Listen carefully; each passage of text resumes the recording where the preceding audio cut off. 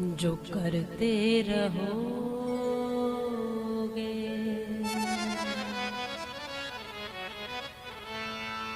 भजन धीरे धीरे, भजन धीरे धीरे तो मिल जाएगा वो सजन धीरे धीरे। जो करते रहोगे भजन धीरे धीरे, भजन धीरे धीरे तो मिल जाएगा वो सजन धीरे धीरे।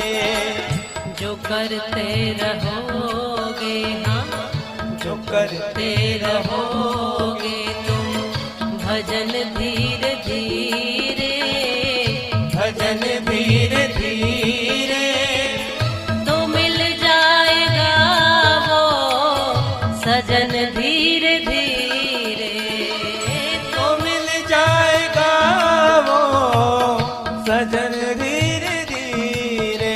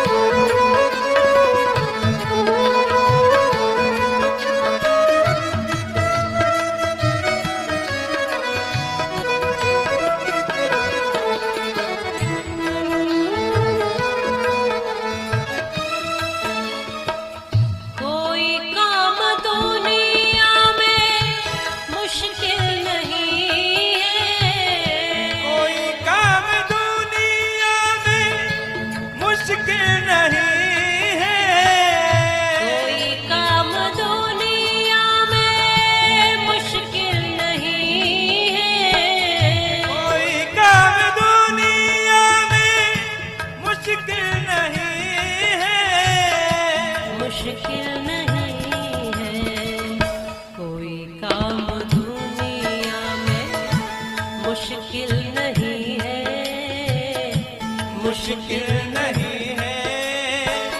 जो करते रहोगे जतन धीरे धीरे, जो करते रहोगे जतन धीरे धीरे, जो करते रहोगे, हाँ जो करते रहोगे भजन धीरे धीरे, भजन धीरे धीरे, तो मिल जाएगा वो सजन धीरे धीरे, तो मिल जाएगा वो सजन धीरे धीरे।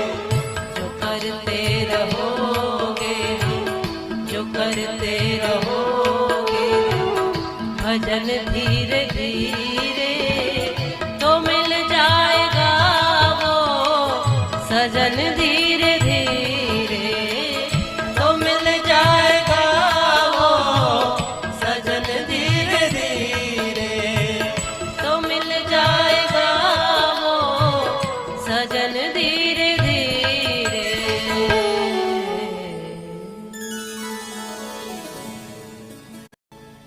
जो करते रहोगे भजन धीरे धीरे, धीरे धीरे रे मना धीरे सब कुछ धीरे धीरे ही परिवर्तन आता है, धीरे धीरे ही सब कुछ संभव हो सकता है। एक साथ तुम कहो कि सब बदल जाएगा तो संभव नहीं है। धीरे धीरे धीरे धीरे धीरे धीरे परिवर्तन होता है। ईश्वर दूर नहीं है हमसे, बस बीच में पर्दा है इसलिए दिखता नहीं। काम का, क्रोध का, लोभ का, मोह का, द्वेष का, अहंकार का, स्वार्थ का, तमाम पर्दे, लालच का, जब ये पर्दे हटते हैं वो जस्ट बिल्कुल सामने ही खड़ा मिलता है। फिर आप कहते हो ये तो इतना पास था, पर इन पर्दों को हटाने में जीवन निकल जाता है। ये कठिन काम है।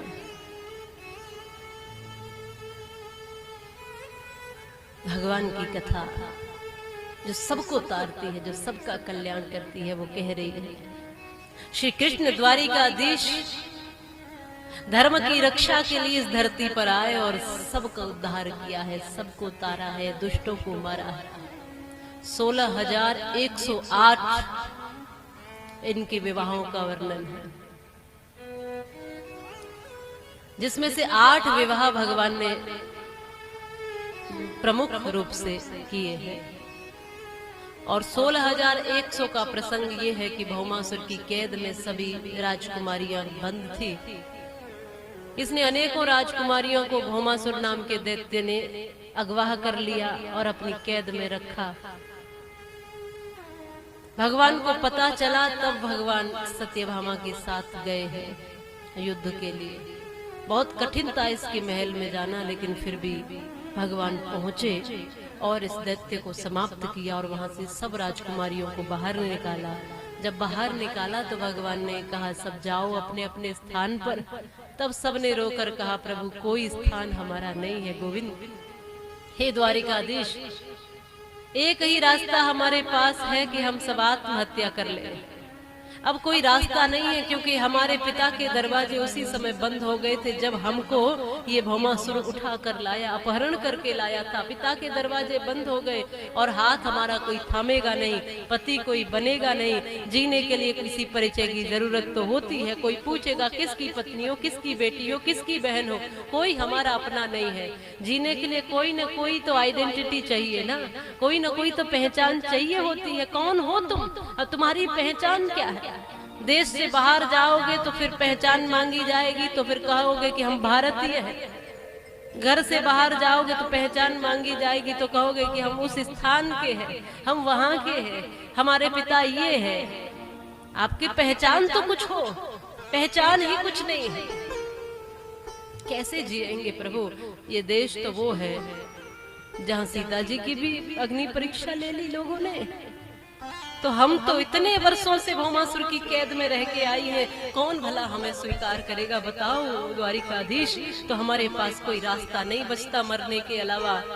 भगवान ने कहा मेरे होते हुए अगर ये इतनी देवियां अगर आत्महत्या करती हैं तो भी धर्म हार जाएगा, और यदि ये गलत स्थान पर कहीं चली गई तो भी धर्म की हानि है। भगवान ने कहा कि तुम चिंता मत करो, कोई स्वीकार नहीं करता, मैं तुम्हें स्वीकार करता हूँ, मैं तुम्हारा पति हूँ। तुम सब 16,100 जाकर द्वारिका में वास करो, वहाँ कोई तुम पर उंगली नहीं उठाएगा, कोई तुम्हारी परीक्षा नहीं लेगा, कोई तुमसे ये नहीं पूछेगा कि तुम वहाँ क्यों रहकर आई, कैसे रही, कहाँ रही।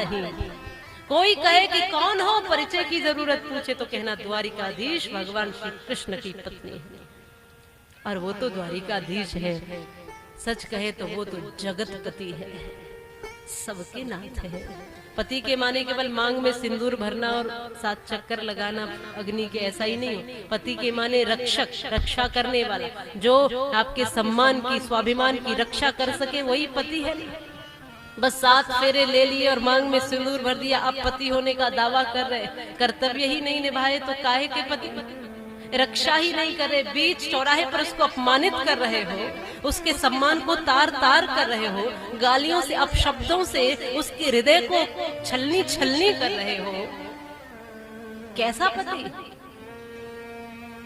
पति कौन है? ये भगवान यहाँ संबोधन देते हैं। पति के माने रक्षक, जो रक्षा कर सके आपके मान सम्मान की, वही पति है। केवल इसलिए नहीं कि पति देव के परमेश्वर मान के बस पैर छू, वो इसलिए भी कि वो आप इसलिए झुके उसके सामने कि उसने आपको वो सम्मान दिया। अगर वही आपके सम्मान का दुश्मन हो जाए तो फिर किस ओहदे से कहेगा? ये भौमासुर भी चाहता था कि 20,000 हो जाएंगे तब सबको पत्नी बना लूंगा। कैसा है वो पति, कैसा ये रिश्ता, कैसा ये बंधन? भगवान ये कहते हैं तुम्हें कहीं आत्महत्या करने की जरूरत नहीं, कहीं जाने की जरूरत नहीं। जहां तुम्हारे पिता ने भी तुमको स्वीकार करने से मना कर दिया हो, वहां ये द्वारिकाधीश तुम्हें स्वीकार करते हैं। ये है गोविंद, ये है भगवान श्री कृष्ण। इसलिए नारी के मान सम्मान को तार तार करने वाले बहुत लोग मिलेंगे, लेकिन नारी को सम्मानित जो करे वही असलियत में श्रेष्ठ व्यक्ति कहलाता है, महान कहलाता है। इसलिए अपने अपने कर्तव्य और जिम्मेदारियों को निभाना, मूल कथा यही कह रही है।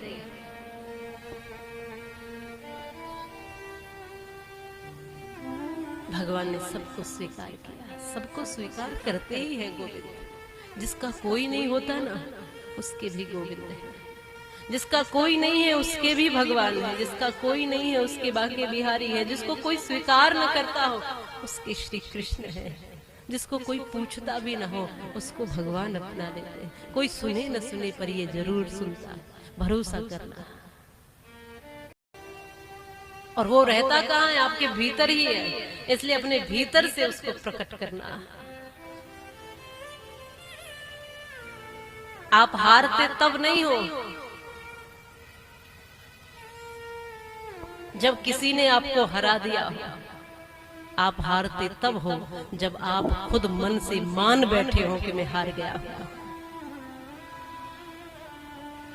आप हारते तब नहीं हो जब सामने वाला आपको हरा देता है। आप हारते तब हो जब आप मान लेते हो कि मैं हारा हुआ हूं, मैं हार चुका हूं। सुदामा जी महाराज, उनकी पत्नी सुशीला, क्या था उनके पास? माताओं, ऐसी स्थिति थी उनके पास, इतनी गरीबी थी कि कभी कभी ऐसा होता था कि सब मिलकर भोजन कर लेते थे। बच्चे भी, सुशीला और सुदामा जी भिक्षा मांग के लाते थे। संतोषी थे। ऐसा नहीं कि दिन भर मांगते रहना, बस कुछ चुन रखा था कि बस इतना मांगना है और अगर इसमें मिल जाए तो ठीक, कोई नहीं दे तो भूखे रहना स्वीकार है। इसलिए इतनी गरीबी कि कभी कभी सब भोजन करते थे, कभी कभी ऐसा होता था दोनों समय नहीं मिलता था तो एक ही समय कर पाते थे। कभी ऐसा भी होता था कि बच्चों को ही भोजन मिल पाता था, दोनों पति पत्नी भूखे रहते थे। और कभी कभी माताओं ऐसा भी होता था कि माँ सुशीला अपने बच्चों को ये कहती थी, बेटा आज का दिन बहुत शुभ है, आज सब मिलकर व्रत करेंगे, क्योंकि बच्चों को ये नहीं बता सकती कि घर में आज अन्न का दाना भी नहीं है। ऐसी ऐसी स्थिति भी आई। वो ये नहीं कह सकती कि आज घर में रोटी नहीं है, अन्न का दाना नहीं है, कुछ खाने को नहीं है, कैसे कहे भूखे बच्चों को। व्रत के नाम से बच्चे मान जाते थे, ठीक है आज व्रत रहेंगे, आज पानी पिएंगे केवल, लेकिन दूसरे दिन भी आज भोजन नहीं है। अब कैसे कहे वो माँ कि आज भी भोजन नहीं है। तो कहती थी माँ अपने बच्चों से कि आज का दिन तो कल से भी ज्यादा शुभ है, आज और व्रत रखना है। कई बार ऐसा होता, 2-2, 3-3 दिन बिलखते भूखे बच्चे। कितनी बार कहे माँ कि आज भी व्रत है, आज भी व्रत है, आज भी व्रत है। दुख से बिलख पड़ी। आज पति देव को कहा कि भूखे बच्चे देखे नहीं जाते।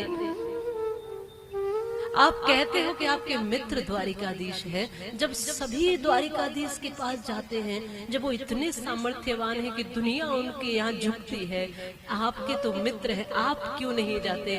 सुदामा कहते हैं सुशीला क्या दिखाने जाऊंगा, ये फटी हुई धोती, चिथड़ों में लिपटा हुआ ये शरीर, एक हड्डी का ढांचा बना हुआ ये शरीर, ये अपनी ऐसी गरीबी की स्थिति दिखाने जाऊं? क्या दिखाने जाऊं?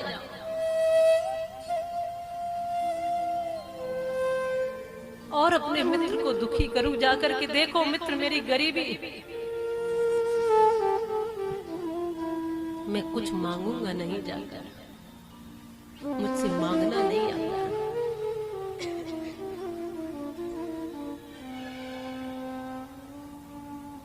सुशीला कहती है पतिदेव मैं ये नहीं कहती कि वहां जाकर कुछ मांगना, बस मैं ये कहती हूँ एक बार उनके दर्शन करने चले जाओ, उनके दर्शन मात्र से आपका कल्याण हो जाएगा।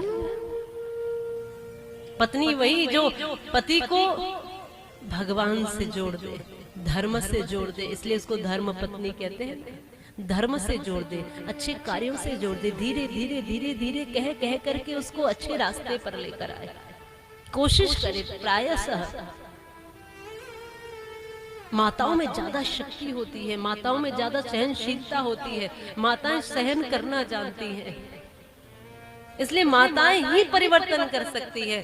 जब जब इस धरती पर परिवर्तन हुआ है तो दो ही का तरीके से हुआ है, दो ही लोग कर पाए हैं, या तो एक संत शक्ति या तो मातृ शक्ति, नारी शक्ति, इन दोनों ने ही परिवर्तन किया है। आप अपने बच्चों में, परिवार में परिवर्तन कर सकते हो।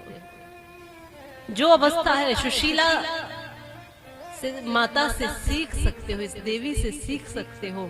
जो अभाव है, जो गरीबी है, उसमें ही कैसे अपने आप को समेटे हुए है।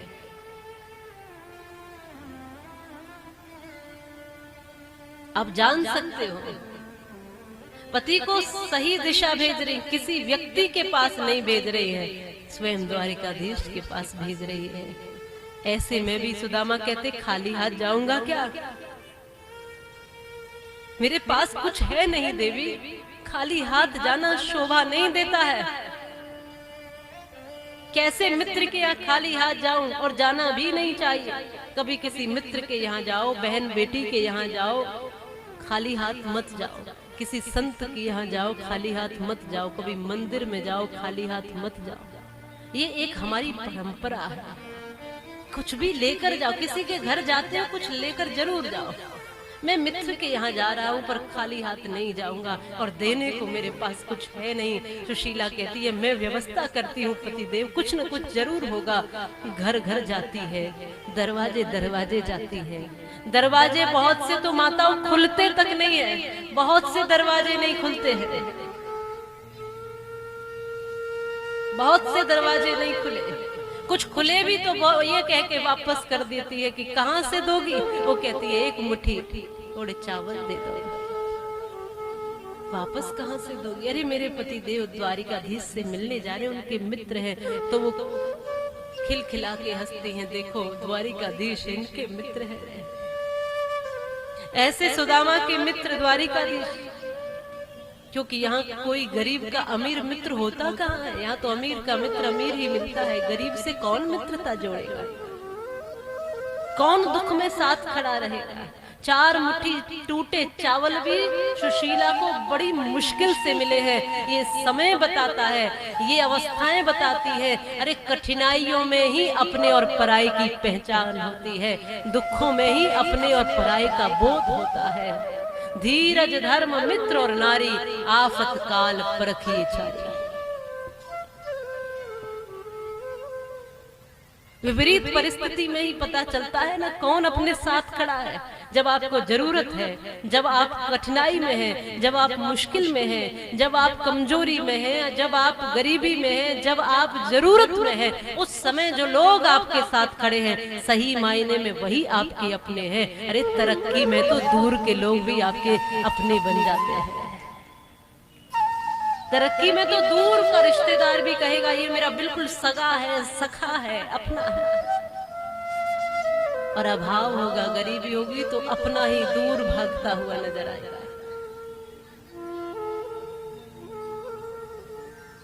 गिरे हुए को और गिराने का प्रयास होता है। यहाँ पर कोई दुख में है तो और उसको और दुखी किया जाता है।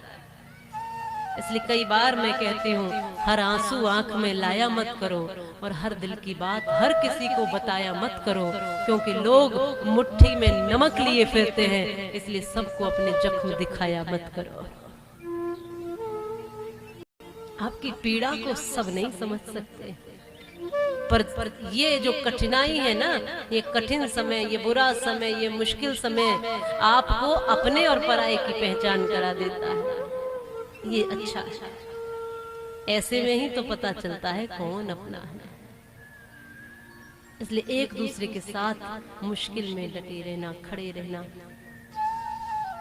अपने अपने मुश्किल में अपने अपने समाधान ढूंढना, क्योंकि समस्याएं आपकी हैं तो समाधान भी आपको निकालना है। कभी माताओं अभाव हो तो दुखी मत होना, कभी कष्ट हो तो उस समय को संभाल लेना, ये सोचकर कि ये समय जब अच्छा समय नहीं रहा तो बुरा समय भी सदैव नहीं रहेगा। एक न एक दिन सुबह जरूर होगी, फिर समय बदलेगा, फिर स्थिति बदलेंगी, फिर आप सूर्य की तरह चमकने लगोगे। धैर्य रखना, धैर्य बहुत बड़ी बात है। जिसने धैर्य रखा है वही दुनिया में विजेता कहलाया है।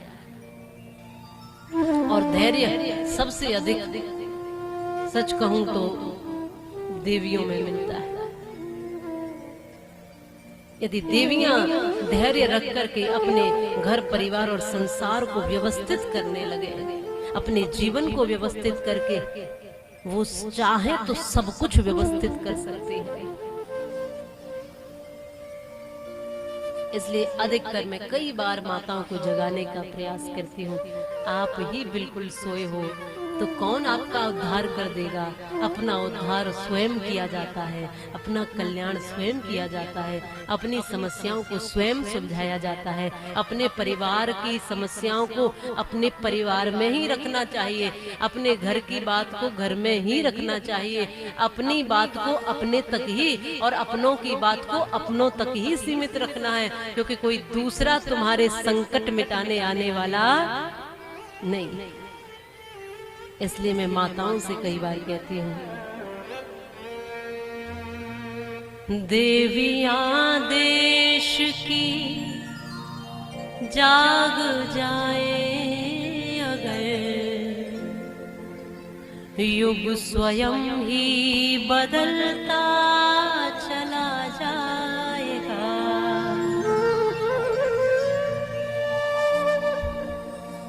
देवियां देश की जाग जाए अगर, युग स्वयं ही बदलता चला जाएगा।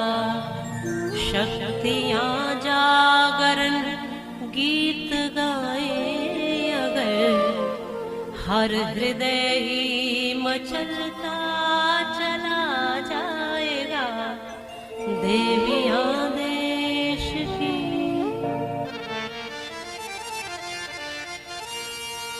मूर्ति पुरुषार्थ में है सदाचार की, पूर्ति श्रम से सहज साध्य अधिकार की। पत्नियां सादगी साध पाए अगर, पत्नियां सादगी साध पाए अगर, पति स्वयं ही बदलता चला जाएगा। देवियां देश की जाग जाए अगर, युग स्वयं ही बदलता चला जाएगा। छोड़ दे नारियां यदि गलत रूढ़ियां, छोड़ दे नारियां यदि गलत रूढ़ियां, तोड़ दे अंधविश्वास की बेड़ियां। नारियां दुष्प्रथाएं मिटाए अगर, नारियां दुष्प्रथाएं मिटाए अगर, दंभ का दम निकलता चला जाएगा। देवियां देश की जाग जाए अगर, युग स्वयं ही बदलता चला जाएगा।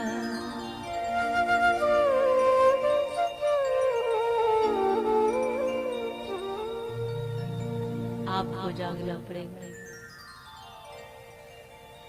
आपको समझना पड़ेगा, आपको अंधविश्वासों की बेड़ियों को तोड़ना पड़ेगा, आपको संगठित होना पड़ेगा। यह धरा स्वर्ग सी फिर संवरने लगे, स्वर्ग सी रूप सच्चा उभरने लगे। देवियां दिव्य चिंतन जगाए अगर, देवियां दिव्य चिंतन जगाए अगर, हर मनुज देव बनता चला जाएगा। देवियां दिव्य चिंतन जगाए अगर, हर मनुज देव बनता चला जाएगा। देवियां देश की जाग जाए अगर, युग स्वयं ही बदलता चला जाएगा।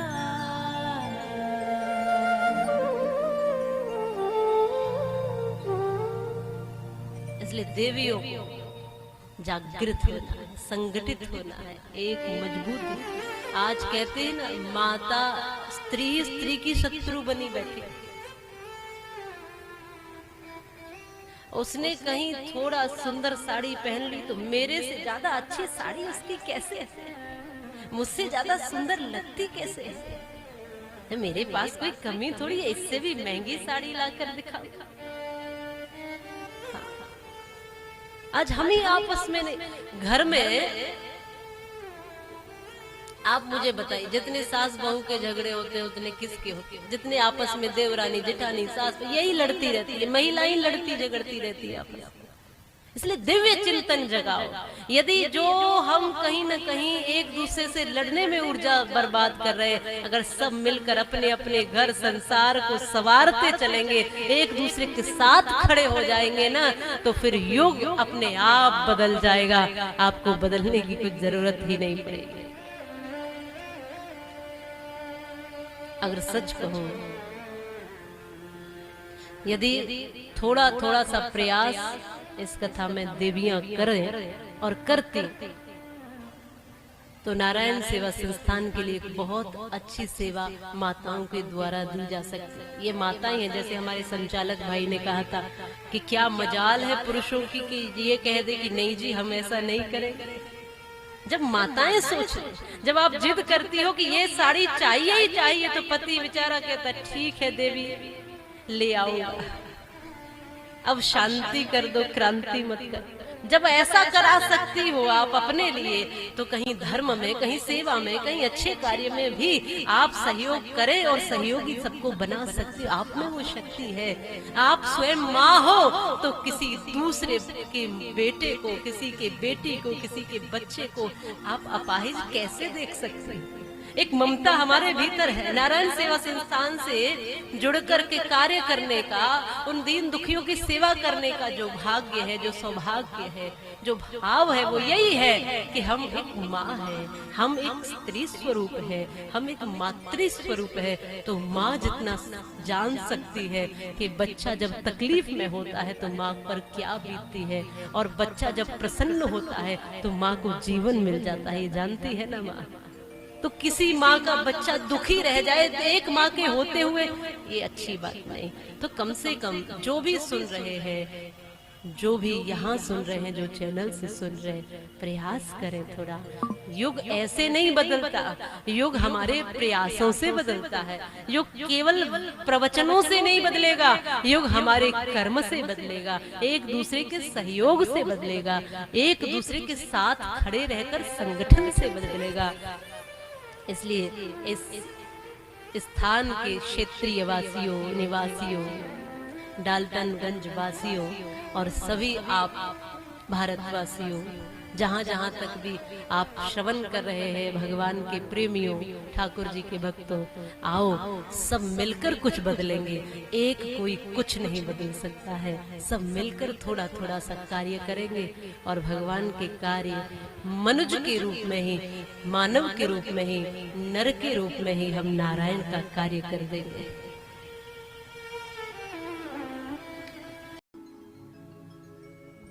श्री बांके बिहारी लाल की जय, द्वारिकाधीश भगवान की जय। भगवान की अनंत कृपा,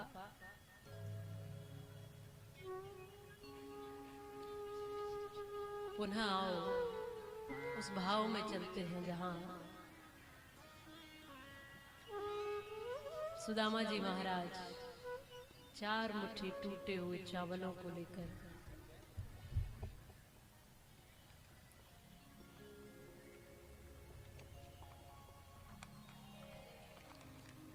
द्वारिकाधीश से मिलने के लिए जा रहे हैं।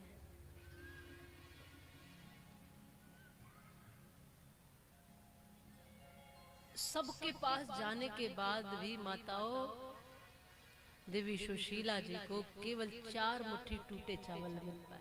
वही फटे से चिथड़े में बांध दिए, लपेट दिए, ले जाओ।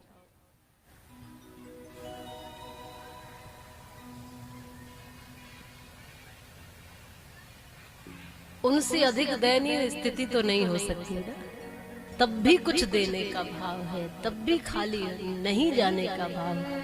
एक बात याद रखना कि जो इन अच्छे कार्यों में, धर्म के काम में, सेवा के काम में जो ऐसा सोचते हैं कि सहयोग नहीं करते, थोड़ा बचा लेंगे, तो उनका बढ़ता नहीं है बचा के कि चलो ये थोड़ा बच जाएगा, तो बचता नहीं है। धन कहाँ कभी आपके पास रहता है क्या बताओ?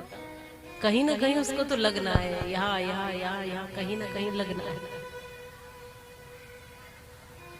आप सोचोगे कि बढ़ जाएगा बचा के, तो बढ़ता नहीं है। और ये भी ध्यान रखना कि कुछ देने के बाद सोचो कि खर्च हो गया, तो खर्च नहीं होता, देने के बाद बढ़ता है। देने की वृत्ति बनाइए। ईश्वर के प्रति, धर्म के प्रति, सेवा के प्रति जितना आप करते हैं और देते हैं, ईश्वर कई गुना आपको देता है, क्योंकि देने वाला परमात्मा है।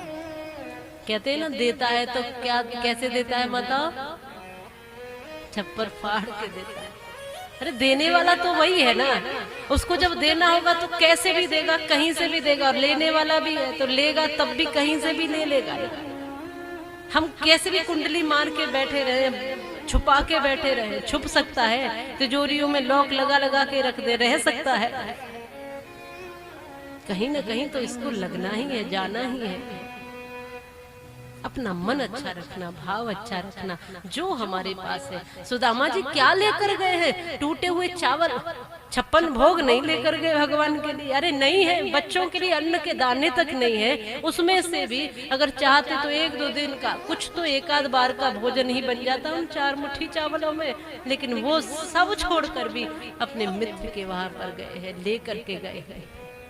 इतनी दयनीय स्थिति में भी जो कुछ भाव रखता है, जो है हमारे पास वैसे सोचो। ऐसा मत सोचो कि जैसे आपने कहा कि इन्होंने इतना कर दिया तो हम क्या है। अरे हमारे पास जो सामर्थ्य है, जो है, बस उसी को अर्पण करेंगे। कोई होड़ थोड़ी लगी है। भगवान आपका भाव देखते हैं, आपकी क्षमता जानते हैं प्रभु की क्या है, कितना है, क्या नहीं है, सब जानते हैं गोविंद। इसलिए केवल भाव पूरा रखना। पहुंचे हैं सुदामा वहां द्वारिका नगरी। मेरे मित्र कन्हैया रहते हैं यहाँ, बस जाकर उनसे कह दो कि मित्र सुदामा आया है। कन्हैया तो कोई नहीं है यहाँ। अरे यहाँ के राजा है। द्वारपालों ने कहा यहाँ के राजा द्वारिकाधीश भगवान श्री कृष्ण है। बोले आपके लिए जो हो सो, हमारे लिए तो कन्हैया है। जाकर सूचना दी। भगवान भोजन करने बैठे थे, जैसे ही नाम सुना सुदामा आए हैं, आपके मित्र आए हैं, भोजन छूट गया, थाली छूट गई, पादुका छूट गई, पीताम्बर छूट गया। सब रथ, नौकर, चाकर, मंत्री मंडल सब छोड़कर मुख्य द्वार तक अकेले पैदल दौड़े चले जा रहे द्वारिकाधीश। सब आश्चर्य से देखते हैं, ये कौन आ गया ऐसा जिसके लिए इतने विकल हुए हैं द्वारिकाधीश। इससे पहले कभी ऐसा नहीं हुआ था। भगवान दौड़ कर गए और मुख्य द्वार पर जाकर अपने मित्र सुदामा को गले से लगा लिया। बोलिए द्वारिकाधीश भगवान जय है। मित्र को गले से लगाया। आज लेकर गए हैं महल में, स्वागत सम्मान किया, आसन दिया, चरण पखारे। बहुत रोए भगवान आज उसकी दयनीय स्थिति देखकर। मित्र, मेरे जैसे मित्र के होते हुए यदि तुझ पर इतने संकट आए तो क्या फायदा, ऐसे मेरे मित्र का क्या फायदा। आज इतने रोए हैं प्रभु के जैसे कि पैर धोने के लिए पानी की जरूरत ही न पड़ी हो, आंसुओं से ही पैर धो दिए हो। भोजन दिए, वस्त्र दिए, फिर कुशल मंगल पूछी, परिचय हुआ दोनों तरफ से। तो बताया हाँ विवाह हो चुका है, पत्नी सुशीला है। क्योंकि बचपन में मिले थे ना गुरुकुल में, अब बड़े बड़े हो गए तो परिचय पूछ रहे, फिर एक दूसरे से कुशल पूछ रहे, फिर विवाह हो गया। भगवान कहते हैं देखो तुम्हारे सामने। सुदामा भी कहते हैं कि मेरी भी पत्नी सुशीला बड़ी सुशील समझदार, तो कुछ तो भेजा होगा मेरे लिए उन्होंने। ये पोटली छुपाने लगे तो भगवान ने पोटली खींच करके अब खोल के 2 मुट्ठी जो चावल खाए, 1 मुट्ठी में 1 लोग, 2 मुट्ठी में 2 लोग दिए। तीसरी मुट्ठी खाने लगे तो रुक्मणी जी ने पकड़ लिया, रुक जाओ प्रभु। माँ ने पता भी नहीं चला और 2 लोग भगवान ने इस ब्राह्मण को दे भी दिए। करुणा में ऐसे हैं दयालु श्याम सुंदर। बहुत आनंद से बहुत समय यहाँ रहे हैं, फिर जाने का समय आया। सोचते सुदामा कुछ दिया तो नहीं इसने, देखो ऐसा है ठाट बाट इसका, फिर भी कुछ देता नहीं। विदा के समय कुछ तो देता ही। सोचते सोचते पहुंचे अपने धाम, तब देखा तो अलग ही विश्वकर्मा के द्वारा बनाई हुई ये नगरी ऐसी द्वारिका के जैसी सुशोभित हो रही है। प्रणाम किया है गोविंद, तुम कृपालु हो, दयालु हो, तुम्हारी कृपा अपरंपार है। तुम तो देते हो तो सही में छप्पर फाड़ के ही देते हो। मैं तो छोटा सोचता था, थोड़ा सोचता था, थोड़ा दे, इतना दिया कि पूरे नगर को अयोध्या वो द्वारिका जैसा बना दिया, पूरी नगरी को। ऐसे महल जैसे छोड़ के आया हूँ वैसा ही यहाँ देखता हूँ, सब कुछ दे दिया एक पल में। इसलिए कहते हैं देने पे जब वो आए तो बेशुमार देगा, पर जिस दिन घमंड अपने तू सर से उतार देगा, उस दिन तुझे विधाता अनमोल प्यार देगा। देने वाला वही है। आओ सब मिलकर चलते हैं वृंदावन धाम, श्री ठाकुर को रिझाने, बाल कृष्ण को मनाने। चलो रे मन, भाव से मन को ले जाते, ऐसे नहीं जाते कि हम दौड़ के जाते हैं। वैसे तो हमें तो जाना ही है आज, पर जिस जिसको चलना हो चल सकते। कितने लोग चलना चाहेंगे हमारे साथ? कुछ समझदार लोग हैं, वो कहते नहीं जी अभी नहीं जा रहे, बात है।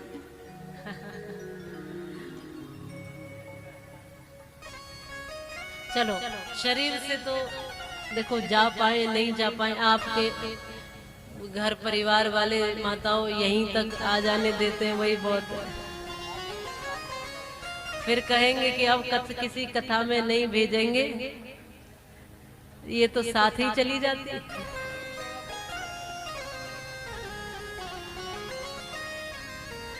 और आओ वृंदावन चलते हैं, और चल चल के थोड़ा सरक सरक के आगे आ जाओ सभी लोग, क्योंकि प्रांगण पीछे तक पूरा भर चुका है।